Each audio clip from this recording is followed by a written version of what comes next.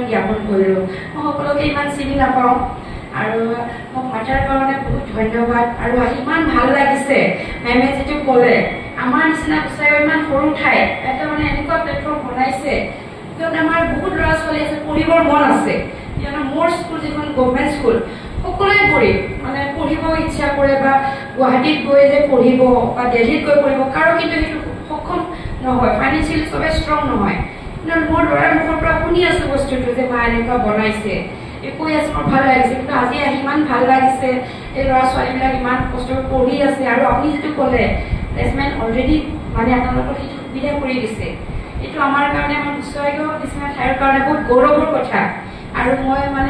আপোনালোকক all the best জনাওঁ মোৰ ফালৰ পৰা আৰু আমাৰ হোটেলৰ ফালৰ পৰা মোৰ পৰিয়ালৰ ফালৰ পৰা আৰু যাতে আৰু উন্নতিৰ শিখৰলৈ যাওঁ আপোনাৰ কানেকশ্যন পইণ্টটো আৰু মই যিমান পাৰোঁ মোৰ ওচৰে পাঁজৰে বা মোৰ স্কুলতো আজি যেতিয়া মই ক'লোঁ যে মোৰ স্কুলতো আমাৰ প্ৰগ্ৰাম আছিলে ইয়াৰ কাৰণে ওলালোঁ সিহঁতে গমেই নাপায় ইহঁতকো মই জনালোঁ যে এনেকুৱা এনেকুৱা ঠাই আছে চবেতো পঢ়া শেষত কি কৰিম সেইটো এটা থাকে ন ইয়াত যদি এটা কৰ্চ কৰি লয় নিশ্চয় এটা কিবা নহয় কিবা এটা সুবিধা হ'ব ফিউচাৰৰ কাৰণে এইটো মোৰ বহুত ভাল লাগিছে আহি আপোনালোকক অভিনন্দন জ্ঞাপন কৰিলোঁ সেইটোৰ কাৰণে আৰু অল দ্য বেষ্ট